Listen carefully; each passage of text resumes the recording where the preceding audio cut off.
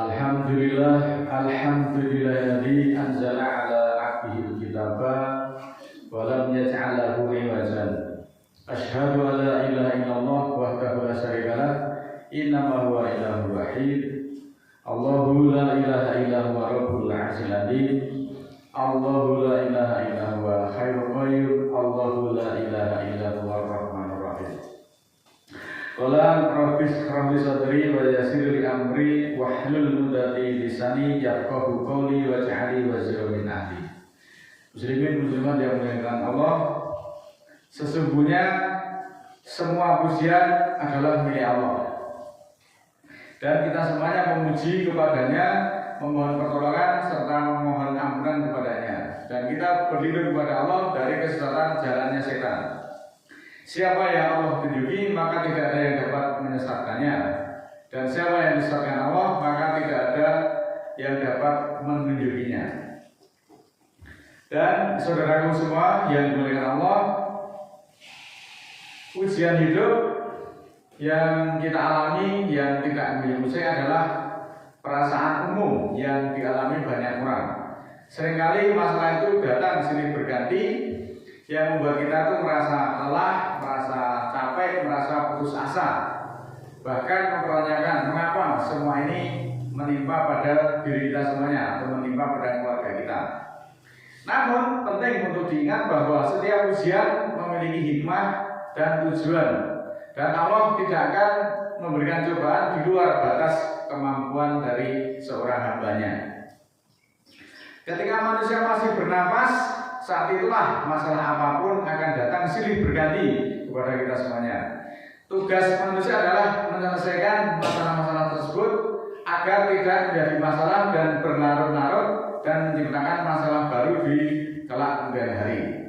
Ketika rasanya masalah begitu besar, maka ingatlah bahwa di luar sana itu pasti masih banyak manusia yang mengalami masalah atau kesusahan itu yang lebih berat dari yang kita alami sekarang ini. Dan mereka malah berharap mereka ada pada posisi kita, karena mereka memandang ujian yang diterima sangat berat dan yang diterima oleh yang dilihatnya itu justru ringan. Padahal kita sendiri juga sama-sama menerima ujian yang berat dari Allah. Orang beriman diuji oleh Allah untuk membuktikan keimanan mereka, untuk memurnikan jiwa, meningkatkan kualitas diri. Ujian juga menjadikan sarana untuk mengetahui tingkat kesabaran dan ketakwaan seorang hamba kepada Allah Sang Pencipta, serta untuk membedakan antara orang-orang yang benar-benar beriman dan orang-orang yang hanya mengaku beriman. Surat ke-29 ayat 2, A'udzubillahi minasyaitonirrajim, Bismillahirrahmanirrahim. Ahasibanasu ayat roku ayakulu amana wahum la yuftanun. Apakah manusia mengira bahwa mereka akan dibiarkan saja ketika mereka mengatakan kami beriman, sedangkan mereka tidak akan disusahkan, sedangkan mereka tidak akan diuji. Kemudian di dalam surat 29 ayat 3, walaqad fatana alladziina min qablihim fala ya'lamanallahu alladziina shadaqu wala ya'lamanal kadhibin. Dan sungguh telah kami uji, sungguh telah kami susahkan orang-orang sebelum kamu, agar Allah mengetahui orang-orang yang benar dan agar diketahui orang-orang yang dusta. Muslimin yang dimuliakan Allah, Allah menguji manusia itu karena beberapa alasan, termasuk untuk menguji keimanan, meningkatkan derajat, membersihkan dosa, dan memberikan hikmah serta pelajaran hidup.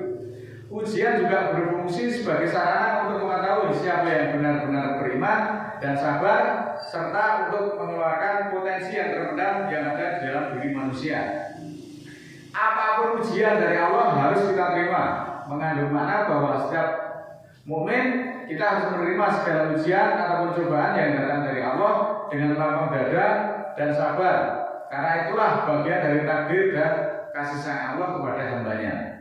Berikut di dalam surat ke-2 surat Al-Baqarah 155, A'udzubillahi minasyaitonirrajim, Bismillahirrahmanirrahim. Wala nablu wa nakum bisayyin minal khaufi wal ju'i wa naqsi minal amwali wal anfus was samarat Yang artinya, dan akan kami uji kamu dengan sesuatu dari kecemasan dan kelaparan dan kekurangan harta dan diri atau nafas dan buah-buahan, dan berilah kabar gembira orang-orang yang tabah. Di dalam surat kedua ayat 155 dijelaskan bahwa Allah akan menguji manusia dengan berbagai cobaan, seperti rasa takut, khawatir, takut tidak punya uang, takut tidak bisa membayar angsuran pinjaman, juga tidak bisa membayar kuliah, takut mobilnya ditarik dealer, takut rumahnya disita, takut kelaparan, takut kekurangan harta dan jiwa dan buah-buahan. Ayat ini juga menjelaskan kepada kita agar orang-orang yang sabar dalam menghadapi cobaan tersebut mendapatkan rahmat, ampunan serta petunjuk dari Allah. Ayat ini juga menekankan pentingnya kesabaran dalam menghadapi cobaan. Kesabaran adalah kunci untuk meraih keberkahan dan rahmat Allah. Allah itu tidak memberikan sesuatu, cobaan atau ujian di luar kesanggupan dari hambanya.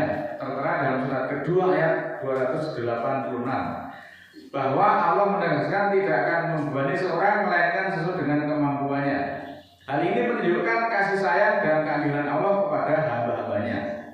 Maka Allah memberikan informasi melalui surat ke-94 ayat 5 dan 6, fa inna ma'al usri yusron, sesungguhnya bersama kesulitan ada kemudahan. Inna ma'al usri yusron, sesungguhnya bersama kesulitan ada kemudahan. Secara khusus di dalam surat tersebut pada ayat 5-nya menyatakan bahwa karena sesungguhnya kesulitan itu ada kemudahan, dan pada ayat 6 menegaskan sesungguhnya sesudah kesulitan itu ada kemudahan.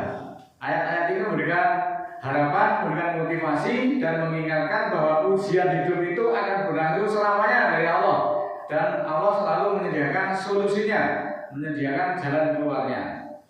Pelajaran penting dari ayat tersebut bahwa yang pertama, untuk menjadi seorang yang berkualitas seringkali dikaitkan dengan kemampuan untuk tangguh menghadapi berbagai kesulitan, menghadapi berbagai ujian hidup. Ketangguhan ini bukan berarti kita tidak boleh atau tidak pernah merasa terpuruk, merasa sedih, tetapi lebih kepada kemampuan untuk bangkit kembali setelah jatuh dan belajar dari pengalaman yang sudah dialaminya. Tidak ada orang yang susah itu tanpa diuji. Hal ini mengandung makna bahwa setiap kesuksesan selalu disertai dengan tantangan dan cobaan. Ujian ini menjadi bagian yang tidak terpisahkan dari proses pencapaian tujuan dan membentuk karakter serta ketahanan diri. Perlu kita ingat bahwa hukum tabur tuai adalah sebuah konsep yang menggambarkan hubungan sebab akibat, atau dalam bahasa Al-Quran fa'as bahasa babak di dalam tindakan manusia. Intinya, apa yang dilakukan seseorang ataupun apa yang ditabur seseorang itu akan menentukan apa yang akan dia tuai, menentukan apa yang akan dia terima pada masa depan. Jika seseorang menabur kebaikan, maka dia sudah pasti akan menuai kebaikan pula. Begitu pula sebaliknya. Di dalam hukum fisika yang berkaitan dengan itu adalah aksi sama dengan reaksi. Itu adalah hukum Newton yang dikenal sebagai hukum aksi sama dengan reaksi. Artinya bahwa setiap aksi selalu akan ada reaksi yang besar, tetapi berlawanan arah, atau interaksi antara dua benda yang selalu sama tetapi kemudian berlawanan arah. Siapa yang menabur kejahatan maka pasti dia akan berbalas. Ini mengandung makna bahwa setiap perbuatan buruk yang dilakukan seorang akan mendatangkan akibat buruk pula terhadap dirinya sendiri di kelak kemudian hari. Hukum sebab akibat di sini adalah perbuatan jahat pasti akan menghasilkan penderitaan ataupun kerugian pada si pelaku, baik itu di dunia maupun di akhirat. Oleh karena itu, janganlah putus asa di dalam menghadapi ujian berat. Ingatlah bahwa setiap ujian adalah kesempatan untuk bertumbuh dan menjadi lebih kuat lagi. Percayalah pada diri sendiri dan jangan menyerah. Bahwa bersama kesulitan ada kemudian, berarti bahwa di setiap kesulitan itu ataupun kesukaran pasti ada kemudahan. ataupun pasti ada solusi yang menyertainya. Maka bersikap putus asa, keluh kesah, macak korban itu merasa paling menderita, paling didolimi, paling miskin sedunia. Hal demikian tidak akan menyelesaikan masalah. Keluh kesah dan larut dalam keputusasaan hanya akan memburuk keadaan dan menghalangi kita untuk mencari solusi apapun masalah yang dihadapi. Allah memberikan pesan melalui surat ke-30 ayat 60, Fasbir inna wa'dallahi haq wala yastakhifannaka ladina la yuqinun. Maka tabahlah, janjian Allah adalah hak, adalah benar, dan tidaklah engkau membutuhkan orang-orang yang tidak yakin. Allah tidak membutuhkan orang-orang yang ragu, orang-orang yang keluh kesah, dan orang-orang yang selalu menggerutu. Ya ayyuhannas antumun fuqara ilallah wallahu huwal ghaniyul hamid. Surat 35 ayat 15. Wahai manusia, kamu itu fakir, kamu itu melarat terhadap Allah, dan Allah dialah maha kaya lagi maha terpuji. Sekali lagi bahwa pengertian dari ayat tersebut, Allah itu maha kaya, maka mintalah kepada Allah. Allah itu tidak akan menjadi miskin hanya untuk mengurusi umatnya yang jumlahnya miliaran itu. Sumber-sumber ekonomi dari Allah itu tidak terbatas. Namun sekali lagi itu tetap berlaku hukum sebab akibat, faas banget sababa. Dan kita diwajibkan untuk mengikuti sebab akibat itu. Artinya kita juga harus berusaha. Tidak ada semboyan itu mangan turu ora kerja duwe teko. Tidak demikian. Kita harus berupaya. Jangan putus asa. Allah itu maha kaya. Bahwa masalah hidup itu seperti obat di tepi pantai. Ia akan datang, tetapi pada suatu saat ia akan pergi pula. Demikian pula ujian hidup yang dialami oleh manusia. Maka hendaklah manusia itu belajar dari batu karang di tepi pantai. Tetap kukuh, tetap kokoh, tetap tegak meskipun selalu dihantam kerasnya deburan ombak. Maka janganlah lemah, jangan duka cita, karena kamu lebih tinggi jika kamu beriman. Mudah-mudahan Allah menguatkan kita semuanya. A'udzubillahi minasyaitonirrajim. Bismillahirrahmanirrahim. Allahumma firli walil mu'minina wal mu'minat al ahya'i minhum wal amwat innaka samiun qaribun mujibud da'wat innaka ala kulli syai'in qadir. Rabbana la tu'akhidna in nasina aw akhtana rabbana wa la tahmil 'alaina isran kama hamaltahu 'alal ladzina min qablina rabbana wa la tuhammilna ma la taqata lana bihi wa'fu 'anna waghfir lana warhamna anta maulana fansurna 'alal qawmil kafirin. Ya Allah, ya Tuhan kami, jangan terima kami jika kami lupa atau kami salah. Tuhan kami, janganlah bebankan atas kami tugas bagaimana telah Engkau bebankan atas orang-orang sebelum kami. Tuhan kami, janganlah beratkan kami yang tiada kesanggupan kami daripadanya. Dan maafkanlah kami dan ampunilah kami serta rahmatilah kami. Engkaulah pimpinan kami, maka tolonglah kami terhadap orang-orang kafir. Rabbana ighfir lana dzunubana wa kaffir 'anna sayyi'atina wa tawaffana ma'al abrar. Ya Allah, ya Tuhan kami, ampunilah bagi kami dosa-dosa kami dan hapuskanlah dari kami kejahatan-kejahatan kami dan wafatkanlah kami bersama orang-orang yang abrar. Rabbana la tuzigh qulubana ba'da idh hadaitana wa hab lana min ladunka rahmah innaka antal wahhab. Ya Allah, ya Tuhan kami, jangan belokkan kalbu kami sesudah Engkau tunjuki kami, dan anugerahkan bagi kami dari sisi rahmat, sesungguhnya Engkau pemberi anugerah. Rabbana ighfir lana wa li ikhwanina alladziina sabaquna bil iman wa la taj'al fi qulubina ghillan lil ladziina amanu rabbana innaka ra'ufur rahim. Ya Allah, ya Tuhan kami, ampunilah bagi kami dan saudara-saudara kami yang telah mendahului kami dengan iman, dan janganlah Engkau jadikan di dalam hati kami kekangan untuk orang-orang beriman. Ya Allah, ya Tuhan kami, bahwa Engkau adalah Maha Penyantun lagi Maha Penyayang. Rabbi auzi'ni an azkura nikmataka allati an'amta 'alayya wa 'ala walidayya wa an a'mala sholihan tardahu wa aslih fi dzurriyyati inni tubtu ilaika wa inni minal muslimin.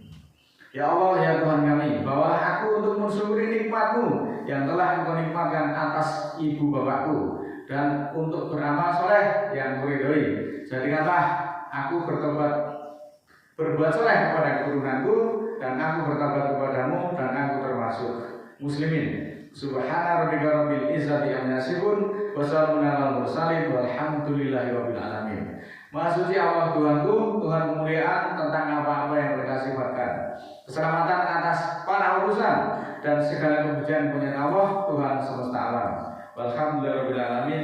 Wassalamualaikum warahmatullahi wabarakatuh.